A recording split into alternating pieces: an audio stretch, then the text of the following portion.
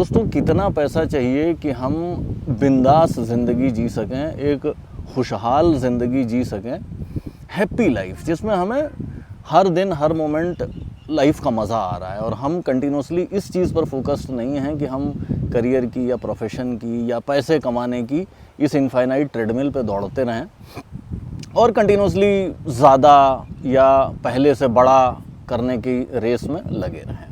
मैं अपने चारों तरफ बहुत सारे लोगों को देखता हूँ जिन्होंने फाइनेंशियली बड़ा अच्छा किया है और अपने पेरेंट्स के मुकाबले तो खैर वो बहुत ही बेटर स्थिति में हैं।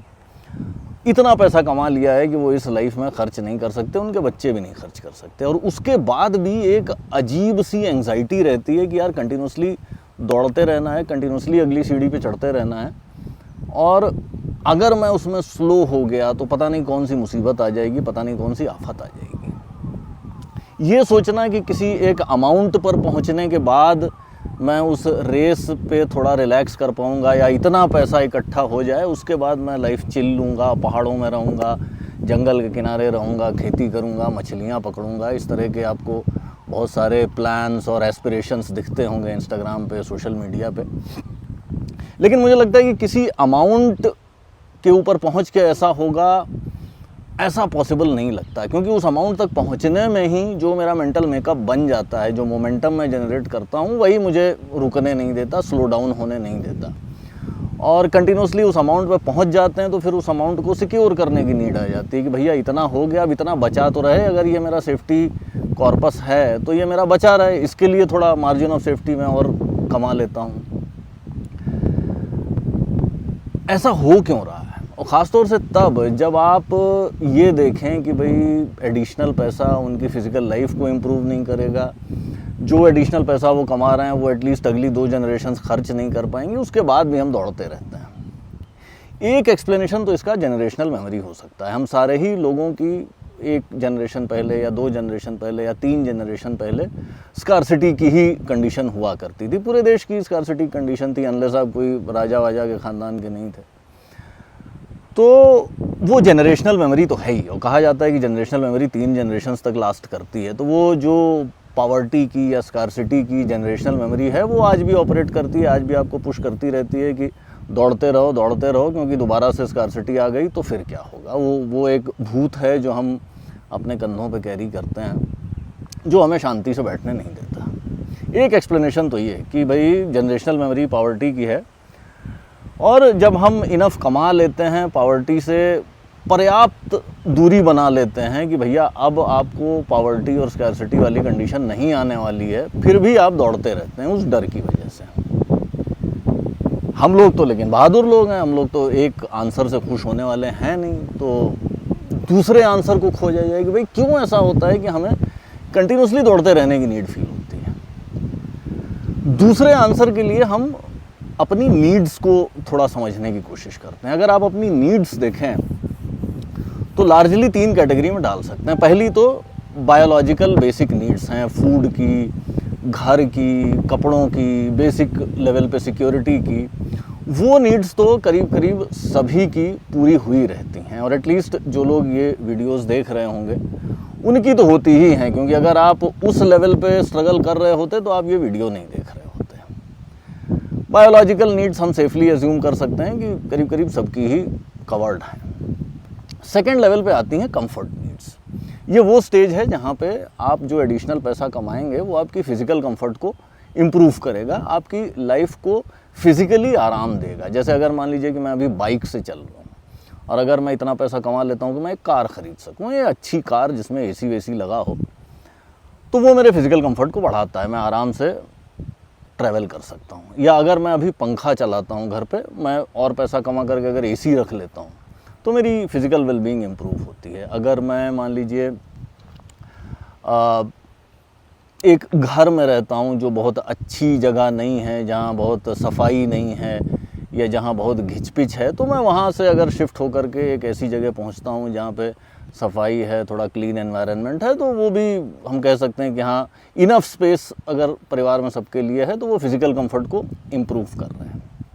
एक लेवल ऑफ नीड तो वो है, इसको कंफर्ट नीड कहते हैं या फिज़िकल नीड कह देते हैं कि भाई ये हमारे फिज़िकल स्पेस की नीड्स हैं जहाँ पे एडिशनल मनी मेरे फिजिकल कंफर्ट को बढ़ाता है।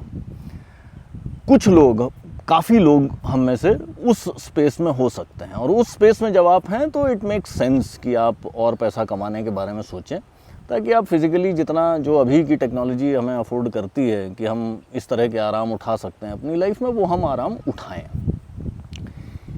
इसके बाद लेवल आता है प्रोग्राम्ड नीड्स का, जहाँ पर आप जो एडिशनल पैसा कमाते हैं वो आपके फिज़िकल कंफर्ट को नहीं बढ़ाता। और देखिए, ये जो फिज़िकल और कंफर्ट नीड्स के बीच का जो लेवल है, उनका जो थ्रेशोल्ड है वो भी बहुत बड़ा नहीं है। एसी हो आपके पास, एक फ्रिज हो, एक कार हो, डिसेंट सा घर हो, यही 4-5 चीज़ें आपको चाहिए। उसके बाद आप फिज़िकल कंफर्ट अपना नहीं इम्प्रूव कर सकते। आप मान लीजिए कि एक डिसेंट इवन हैचबैक कार भी अगर लेकर के चलते हैं, छोटी कार भी लेकर के चलते हैं जो ठीक ठाक सेफ़ है, सिक्योर है, उसके बाद अगर आप एक बड़ी कार पे भी चले जाते हैं तो भी आप ना तो पैर जितनी आपकी साइज़ है बॉडी का उससे ज़्यादा स्ट्रेच कर सकते हैं, सर हेड स्पेस अगर ज़्यादा हो भी जाता है तो वो आप यूज़ नहीं कर पाएंगे, जितना आप बिस्तर में लेटते हैं उतना ही लेटेंगे, उससे ज़्यादा आप पैर फैला नहीं सकते, जितना खाते हैं उतना ही खा पाएंगे।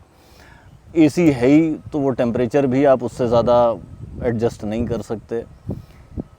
फिज़िकल कंफर्ट वाला जो थ्रेशोल्ड है वो भी क्रॉस करना बहुत मुश्किल काम नहीं है, या वो थ्रेशोल्ड बहुत ऊंचा नहीं है।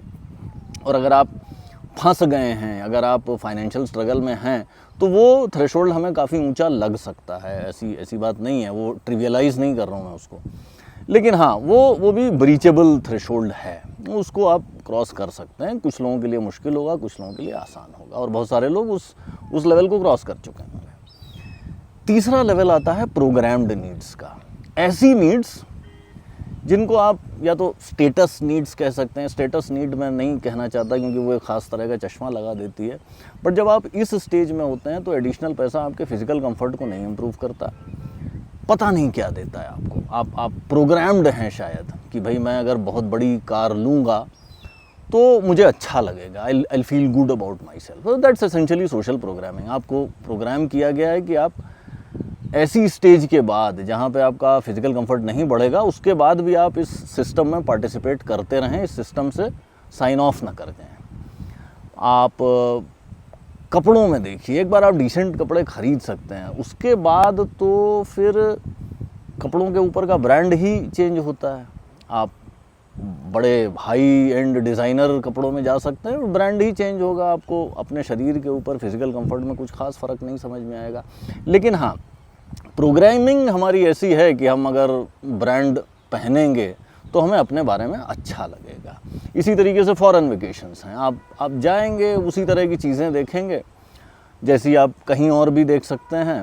और इवन ट्रैवल को भी, अब हमारे एक दोस्त हैं, बड़े बड़े समझदार मित्र हैं, वो तो ट्रैवल को भी एक ट्रेनिंग ही बताते हैं कि भैया ट्रैवल में भी कुछ खास होता नहीं है, और जो चीज़ों की सुंदरता आपको एंजॉय करनी है वो तो आप घर बैठे बड़े आराम से एंजॉय कर सकते हैं। लेकिन हाँ, हमारी सोशल प्रोग्रामिंग ये है कि मैं अगर फॉरेन वेकेशन लेकर के आता हूँ और उसके फ़ोटो डालता हूँ तो मुझे अपनी इज़्ज़त बढ़ती हुई फील होगी। अब ये जो प्रोग्राम्ड नीड वाला लेवल है, इसकी 2-3 ख़ास बातें हैं। पहली ख़ास बात तो ये कि आपका फिज़िकल कंफर्ट नहीं बढ़ता, आपके अकाउंट में 0-0 बढ़ते चले जाते हैं, उस पैसे की कोई प्रैक्टिकल यूटिलिटी नहीं होती।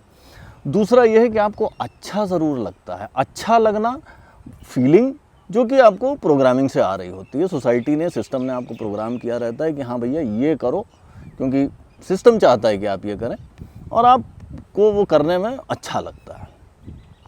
और तीसरी चीज़ ये है कि ये एक बॉटमलेस पिट है, या इसका एंड नहीं है। अगर आप इसको वर्टिकली ऊपर देखें तो इस घर की छत नहीं है, आप इनफाइनाइटली दौड़ते रह सकते हैं। प्रोग्राम्ड नीड्स का कोई एंड पॉइंट नहीं है। सवाल ये कि इस गेम को खेला कैसे जाए।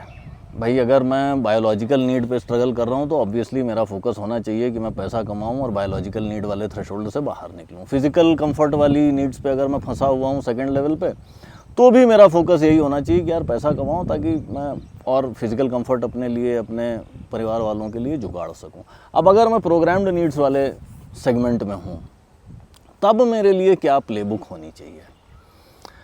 दोस्तों मुझे ऐसा लगता है कि इसको हमें पबजी की तरह खेलना चाहिए, या आप चेस खेलते हैं फॉर एग्जांपल, तो जिस समय आप गेम खेल रहे होते हैं आप जीतने की कोशिश करते हैं और जीतोड़ कोशिश करते हैं कि मैं सामने वाले को हरा सकूं, और कई बार आप जीतते हैं, कई बार आप हारते हैं। लेकिन अगर आप हारते हैं तो आप बहुत ज़्यादा दुखी नहीं होते हैं, एक निष्प्रह भाव से, एक आउटकम इंडिपेंडेंट टाइप के भाव से आप इस गेम को खेलते हैं। तो मुझे ये लगता है कि अगर आप ऑब्वियसली रिटायरमेंट का या किस स्टेज पर मुझे जो है ट्रेडमिल से चिल ले लेना चाहिए, रिलैक्स करने लग जाना चाहिए, वो सवाल तभी ज़्यादा रेलेवेंट होता है जब आप प्रोग्राम्ड नीड्स वाले स्पेस में हैं।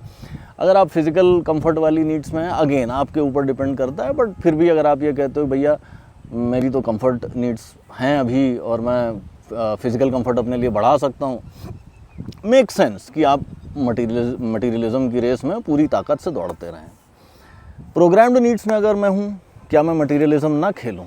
बिल्कुल खेलिए, लेकिन खेलिए वैसे जैसे पबजी खेलते हैं। जीत गए तो विनर विनर चिकन डिनर, और अगर नहीं जीते तो फिर अगला मैच खेल लेंगे। उसको लाइफ का बी ऑल एंड ऑल बनाना जो है वो मुझे थोड़ा अजीब लगता है, वो मुझे नहीं समझ में आता। और अगर आप प्रोग्राम्ड नीड वाले स्पेस में आ जाते हैं तो आप थोड़ा सा रिलैक्स करके सांस ले सकते हैं, अपने आस पड़ोस की हवा का आनंद ले सकते हैं, पेड़ पौधों का आनंद ले सकते हैं, चिड़ियों की आवाज़ें सुन सकते हैं, जिस चीज़ में भी आपको इंटरेस्ट है वो चीज़ का मज़ा ले सकते हैं।